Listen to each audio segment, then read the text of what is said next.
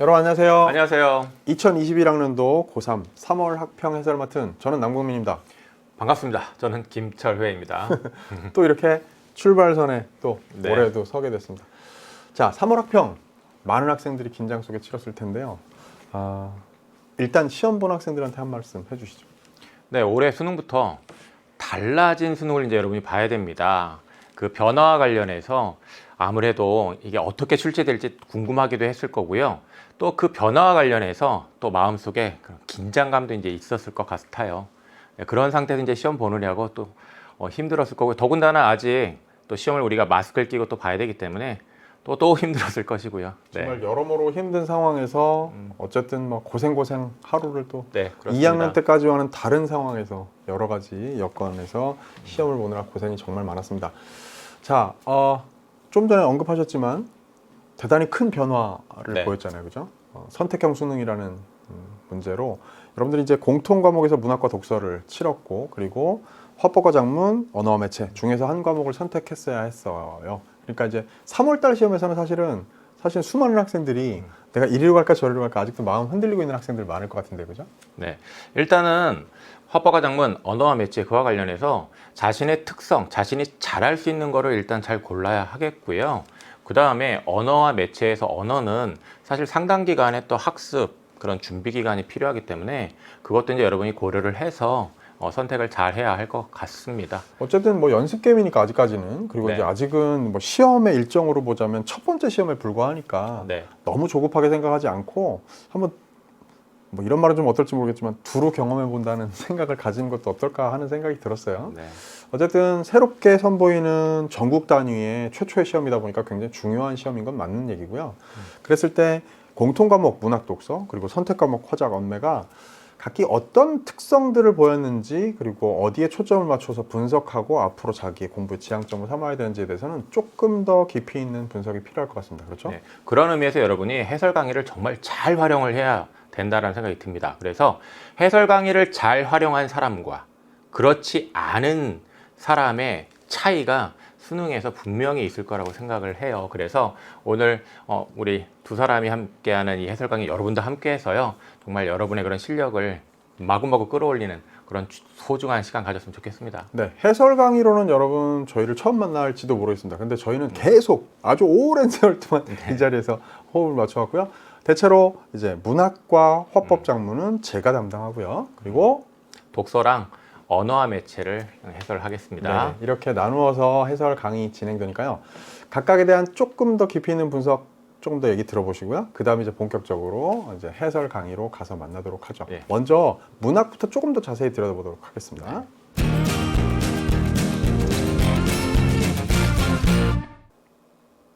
자, 일단 문학입니다. 워낙에 화작과 언매 이 선택 과목에 이슈가 집중되다 보니까 또 여러 사람들이 주목하고 고민이 거듭되다 보니까 문학과 독서에서 어떤 변화가 있는지에 관한 것들은 좀 주목을 못 받는 상대적으로 그런 그 특성이 지금 현상이 일어나고 있는 것 같은데, 사실은 문학하고 독서가 굉장히 중요한 공통 과목입니다. 뭐 너무나 오랫동안 전통적으로 그래왔죠. 문학에 있어서는요, 키워드를 저는 이렇게 선정을 한번 해봤어요. 낯선 작품, 낯선 구성. 자, 일단 낯선 구성부터 먼저 말씀드리겠습니다. 낯선 구성은요, 지금 4개의 세트가 구성되어 있고요. 그 세트 구성 가운데 현대 시, 가와 나 두 작품이 묶여있는 작품, 그 세트, 그리고 현대 소설, 은희경의 새해 선물, 요렇게는 사실 기존 구성하고 다를 바가 하나도 없죠. 그런데 나머지 2개의 세트, 고전 시가와 고전 산문 파트는 이전의 수능하고 확 달라진 구성을 보이고 있습니다. 일단 더 큰 어떤 변화를 보인 쪽은 고전 시가예요. 여러분, 그래서 달을 소재로 해서 연정을 다룬 그 시가들, 시조들을 5작품이나 엮어놓은 지문을 보셨을 텐데, 당황스러웠던 사람, 이렇게 나오다니 했던 사람이라면 아마도 2022 수능 예시 문항을 미리 풀어보면서 달라지는 수능에 대해서 면밀히 공부하지 않은 사람이라고 생각됩니다. 2022 수능 예시 문항에서 바로 개를 소재로 한 고전 시가들을 엮어놓은 세트를 그대로 변형한 그런 세트였어요. 그러니까 그런 식의 일종의 뭐랄까요, 뭐 설명문이랄까요, 아니면 혹은 문학 관련 논문이랄까요, 짧은 글 한 편 안에 작품을 녹여 넣는 방식으로 지문이 구성된 이게 이제 새로 2022 수능 체제에서 선보일 수 있는 새로운 스타일의 지문 구성이거든요. 그렇게 해서 지문이 지금 제시된 고전 시가 파트, 그리고 고전 산문의 경우에는 고전 소설과 설화를 엮어 놓은 세트 구성이었습니다. 뭐 그것은 그게 고전 소설과 야담의 구성이든 뭐 여러 가지 고전 산문 파트에서 다양한 장르들을 엮어서 복합 지문을 구성하는 것은 완전히 새롭다고 말할 수는 없겠습니다. 이전에 뭐 그런 시도들은 있었으나 이런 식의 시도가 본격화되어서 2022 수능에서 선보였던 것이 그대로 3월 학평에서 한번 그것을 승계해서 새로운 선을 한번 보이고, 그게 이제 4월, 6월 앞으로 어떻게 또 달라질지는 모르겠어요. 그런데 적어도 이 첫 시험에서는 그 2022 예시 수능이 보여준 새로운 가능성을 한번 다른 작품들로 구성을 시도해 본 것이다. 그리고 이런 식의 구성은 저는 이제 문학 강의에서 저기 해당되는 1, 2부에서도 설명하겠습니다만, 조금의 변화는 일부러 평가원이 6월, 9월, 11월에 시도를 해볼 거라고 생각합니다. 늘 뭔가 새로운 포맷을 보여준 다음에 그것을 미세 조정하고 약간 흔들고 새로운 가능성을 시도해보는 일들을 평가원은 늘 해왔어요. 그러니까 아마 지금 오늘 여러분이 만난 이 구성, 요게 갑자기 여러분 만난 이 구성이니까 홈쇼핑 같은데, 여러분 2022 수능 예시 문항과 요 3월 학평의 구성이 실제 본 수능까지 가는데 조금의 변화들은 있으리라고 예상됩니다. 다만 이렇게 낯선 지문, 특히 고전 시가 파트가 보여줬던 이런 식의 지문 구성이 앞으로 등장 계속 할 거라는 건 여러분 염두에 두고 분석하고 앞으로 공부도 해나가야 되겠어요. 그럴 때 그 지문, 고전 시가 지문의 제일 큰 특징이라고 얘기한다면 이런 거죠. 원래 그냥 작품끼리만 가나다 이렇게 묶어놓은 작품 세트 지문 구성이 있다면, 그건 그 작품들을 한 세트에 엮어놓은 맥락이라는 게 표면에 드러나 있지는 않은 거예요. 지문 표면에는. 그런데 글 안에 작품들을 배치해 놓은 이런 고전시가의 구성이라고 한다면, 얘네들이 왜 함께 묶여 있는지가 맥락이 표면에 드러나 있는 구성이라는 얘기죠. 따라서 그 글을 전체적으로 유기적으로 읽어낼 수 있는 힘 같은 것들이 필요합니다. 그리고 3월 학평이 보여준 중요한 특징 가운데 하나는 낯선 작품들이죠. 대부분 여러분 처음 보는 작품이었을 겁니다. 그 중에 하나는 문학 시간에 배웠을 법한 작품이 보통 있는데, 이번 시험의 경우에는 낯선 작품을 구성해서, 사실 문제가 그렇게 막 어마어마하게 어렵진 않았습니다만 좀 낯선 작품, 처음 보는 글을 장르 기본 속성에 따라서 그것에 기반해서 자기가 이해하고 감상할 수 있는 능력이 있는지, 이런 것을 첫 학평이 여러분에게 묻고 있다라고 생각해 보면 좋을 것 같습니다. 자, 그래서 답을, 이 문제는 내가 왜 맞았고 틀렸고를 넘어서서 말이에요, 이런 구성과 작품의 감상법을 다시 한번 되새겨보는 순서가 이 학평 해설 강의 수강, 그리고 그 이후에 여러분의 분석과 복습이었으면 좋겠다라는 이야기를 드리도록 하겠습니다. 다음은요, 독서로 넘어가도록 합니다.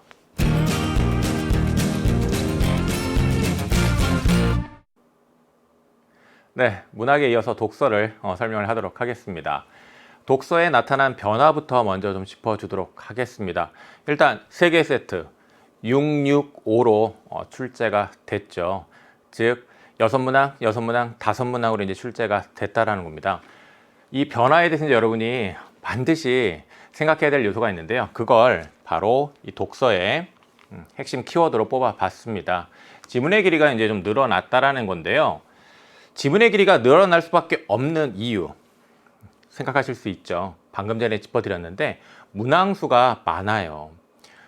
기존의 수능에서는요, 출제가 되더라도요, 자 6, 그 다음에 있으면 5, 4 이렇게 4문항짜리도 있었습니다. 4문항짜리는 아무래도 문제 출제에 필요한 정보가 아무래도 적다 보니까 지문의 길이도 좀 짧겠죠. 하지만 665입니다. 6문항짜리가 2개나 있고요. 그 다음에 남은 하나도 5문항이나 되기 때문에 기본적으로 지문의 길이가 늘어날 수밖에 없다라는 그런 문제가 있습니다. 물론 이제 이 길이와 관련해서 평가원에서는 최대한 아마 조절을 잘 할 거라고 생각은 해요. 하지만 우리 학생들이 느끼는 이 지문 길이에 대한 부담은 클 수밖에 없다라고 좀 말씀을 드리고 싶어요. 그렇다면 이번 시험을 우리가 계기로 삼아서 어떤 준비를 해야 되느냐? 긴 지문을 집중해서 정말 잘 읽는 그런 훈련을 해야 되겠죠. 그 말은 결국 무슨 말이냐면요. 옥석을 잘 가리고 그 옥에 해당하는, 즉 더 중요한 정보들을 그 정보들 간의 논리적 관계에 의해서 정확하게 이해하는 그런 훈련, 추론하는 훈련, 비판하는 훈련, 여러분이 충분히 잘 수행을 해야 된다라는 겁니다. 그럴 때 우리 수능에서 시간 모자르지 않고요. 정말 여러분이 잘 읽고 잘 풀 수 있다라는 겁니다. 그 점 유념해야 되겠습니다. 즉 지문의 길이가 늘어나서요. 정보의 양이 많아지는 것에 대한 대비를 여러분이 충분히 잘 하면 그런 된다는 얘기입니다. 알겠죠? 자, 여기까지 우리 독서에 대한 총평이었고요. 자, 이어서 화법 과정문 설명이 있겠습니다.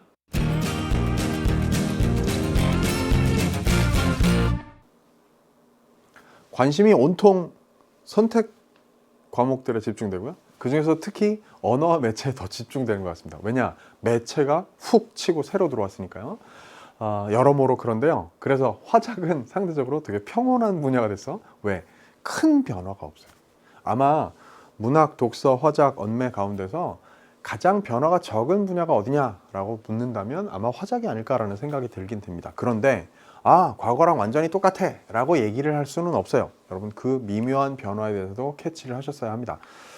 화작은요 이렇죠. 뭐 동일하다는 건 이거예요. 뭐냐면 언매가 그러하듯이 화작도, 그러니까 언매가 그러하다는 건 언매는 기본 개념에 대한 철저한 공부가 필요하듯이 화작도 기능에 대한 숙달이 필요한 그런 분야라는 점은 변함이 없습니다. 그러니까 뭔가 깊이 있는 개념들을 알아가지고 그 뭐 복잡 다단한 그런 개념들을 뭐 깊이 있는 지식을 체계적으로 공부해야 되고 이런 과목이 아니잖아요. 자, 얄팍한 지식을 가지고요 최대한 빠른 시간 안에 정답만 쏙쏙 골라내는 기능을 어쨌든 극대화해야 되는 장르라는 겁니다. 자, 그런데 거기에 걸림돌이 하나 있으니 뭐예요? 이번 이 3월 학평의 문제, 그리고 사실은 이것이 뭘 따르고 있는가를 얘기했을 때 아까 문학에서도 언급했었습니다만 2022 수능 예시 문항의 어떤 그 방향을 미묘하게 지금 3월 학평이 따라가고 있다는 점을 여러분이 캐치하셔야 돼요. 뭐냐면 내용 의존도가 상대적으로 올라간 문제들이 눈에 띈다는 겁니다. 모든 문제가 그렇진 않지만 예를 들면 화작의 첫 번째 문제 같은 경우 있죠. 그 자리는 원래 되게 빨리 정답을 캐치해낼 수 있는 쉬운 문제로 구성되어 있었어. 근데 이건 읽어봐야 발표의 내용들을 읽어봐야 풀 수 있는 문제로 바뀐다는 거야. 이렇게 되는 것은 언매와 화작 사이에, 선택 과목 사이에 뭐 유불리 이런 다양한 복잡한 문제들, 그것을 고려할 때 이런 식의 화작에 너무 쉽고 허무한 문제들로만 구성되지 않게 하는 어떤 요인이 필요하기 때문에 이런 일들이 벌어지는 겁니다. 그 사실을 아시고, 이 얘기는 곧 뭐냐면 상대적으로 지문 검토에 관한 얘기라면 완전히 통째로 하나도 안 보고 정답만 골라낼 수 있는 가능성은 점점 더 차단되고 있다라고 생각하셔도 돼요. 그렇다면 필요한 경우 필요한 대목을 골라서 읽어낼 수 있는 능력, 그리고 최대한 그것도 당연히 빠르고 효과적으로, 그 다음에 문단 단위로 담화의 어떤 흐름을 빨리 파악하는 그런 기능 같은 게 필요하다라는 점을 생각하셔야 화작이 쉽다는 점만 믿고 그냥 덜렁덜렁 풀다가 잘못해서 큰 코 다치는 일이 벌어지지 않는다는 겁니다. 자, 문제 난도가 그다지 높지 않기 때문에 화작은 실수하지 않는 게 중요하고요. 그러기 위해서는 특히 이런 문제에 유의하라 라는 것을 제가 앞으로 이 3월 학평을 기반으로 해서 여러분들이 화작을 선택한 학생들이 공부해 나가는데 꼭 유념해야 될 사항으로 강조하고 싶네요. 자, 다음은 관심이 집중된 언어와 매체입니다.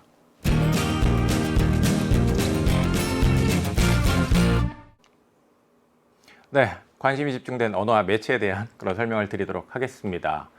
이번 시험부터 매체라는 부분의 출제가 이루어지기 시작한 겁니다. 자, 그렇기 때문에 이 매체 어떻게 출제될까 정말 많은 학생 또 그 외에 많은 선생님들 관심이 클 겁니다. 그래서 이번 시험을 통해서요, 우리가 이 매체 부분 특히 앞으로 어떤 요소들이 이 출제 요소로 활용될 것인지에 대해서 잘 익히고 갈 필요가 있다라고 이제 생각을 합니다. 그리고요, 이 매체와 관련해서 또 우리가 이제 하나 이번 시험을 통해서 생각해야 될 건 뭐냐면, 여러분 평가원에서는요, 뭐 문학이든 독서든 아니면 화작이든 언어든 그리고 매체든 간에요, 기본적으로 교육 과정에 근거해서 문제를 출제하게 됩니다.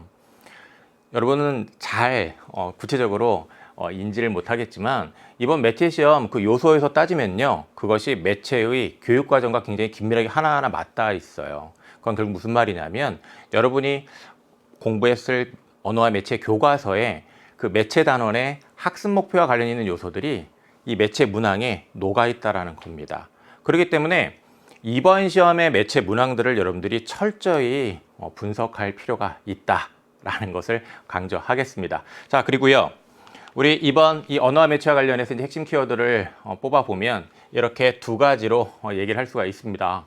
위에 것, 꼼꼼은요, 언어와 관련해서 이제 뽑은 것이고요. 밑에 요소는 매체와 관련해서 이제 뽑은 겁니다. 위에 꼼꼼, 자, 어떤 말일까요? 이 꼼꼼이라는 것은 뭐냐면요, 분석을 잘 해야 된다는 건데요, 세밀하게 해야 된다는 얘기입니다. 정확하게 해야 된다는 얘기입니다. 그와 관련하여 37번 틀린 학생들 같은 경우에는요, 정말 꼼꼼해져야 되는 거예요. 무슨 말이냐, 니라샨의 주어를 꼼꼼하게 잘 확인을 했어야만 그 문항은 맞힐 수 있었습니다. 꼼꼼하게 분석을 잘 못했다고 한다면 맞힐 수가 없었습니다. 서술어에 밑줄이 쳐져 있다면 앞에 주어부터 기본적으로 확인을 해야죠. 그건 기본이거든요. 자, 이런 기본적인 것부터 우리가 꼼꼼하게 잘 확인하면서 분석을 할 때 언어에서 실수를 하지 않는다. 우리 언어 매체 선택하는 학생들 반드시 다 맞아야만 합니다. 만점을 목표로 공부해야 됩니다. 알겠죠? 그리고 두 번째 요소인데요. 이 매체에서 요소라는 것은 여러분들이 앞으로 공부를 하는 데 있어서 굉장히 중요하게 생각해야 될 지점입니다. 그 말은 무슨 말이냐면, 일단 매체를 우리가 공부를 할 때는요, 매체 확인하고요. 그 다음에 매체 자료, 이 매체 자료라는 것을 이제 우리가 지문으로 접하게 됩니다. 그 매체 자료를 구성하고 있는 굉장히 다양한 요소들이 있습니다. 그 요소들은 그 매체의 특성을 나타내기도 하고 매체의 기능을 나타내기도 하고요. 그 다음에 그 요소들은 그 매체 자료에서 의미를 구성하는, 형성하는 굉장히 중요한 기능을 수행을 해요. 그럼 출제자들이 무엇을 가지고 문제를 내느냐? 바로 이 요소에 따라서 나타나는 매체의 특성, 출제 포인트로 삼는 것이고요. 이 요소들에 의해서 구성되는 그 의미를 제대로 잘 파악했는지를 역시 출제의 포인트로 삼는다라는 겁니다. 그 점을 생각을 하고 해설 강의를 통해서 어떤 요소를 가지고 어떻게 문제가 만들어졌는지를 여러분들이 이번 시험을 통해서 반드시 잘 분석을 해야 된다. 그 이유는 또 앞서 얘기했지만 이번 시험의 문항들이 교육과정의 그런 성취 기준, 즉 학습 목표에 해당되는 요소들을 또 하나하나 갖고 있기 때문에 더 그렇다. 그리고 또 이번 시험과 관련해서 이제 또 하나 여러분이 그냥 생각을 해야 될 것은요, 매체의 가장 기본이 되는 틀은 매체 수용과 생산입니다. 그래서 두 개의 세트가 있다고 한다면 기본적으로 예시문항도 그랬는데 하나의 세트는 수용해 가는 것이고요, 하나는 생산해 가는 것입니다. 그런 구성으로 또 이제 짜진다는 것도 이제 여러분이 생각해서 앞으로 공부하는 데 있어서 참고를 해야 할 것입니다. 그리고 참고해서요, 이 해설 강의로 여러분 공부 열심히 하면요, 수능날 행복한 1교시 맞이할 겁니다.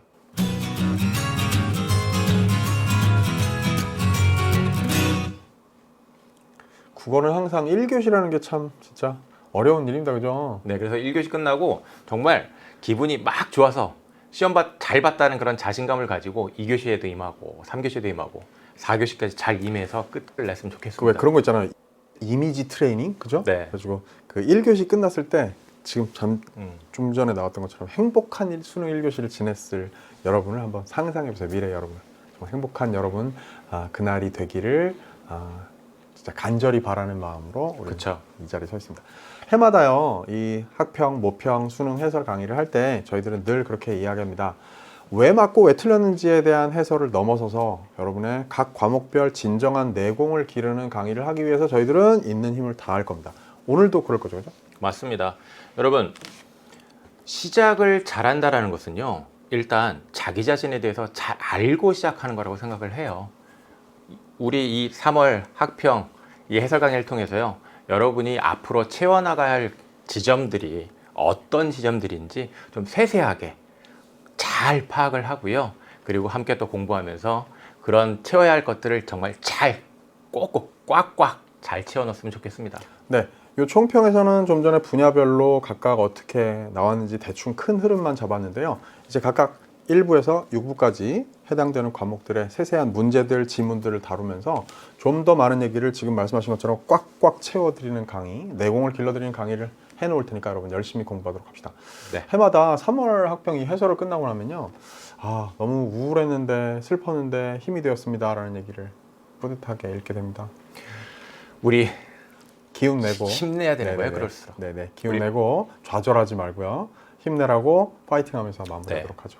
아, 제가 한마디 참 마지막으로요. 여러분 앞에 하루 종일 베껴 썼을 또 한 발짝 가지런히 발을 옮긴다라는 말, 여러분이 앞으로 낙담하지 말고 하루하루 지켜야 될 마음의 다짐으로 삼으시길 바랍니다. 전국의 수험생 여러분, 하나, 둘, 셋, 파이팅!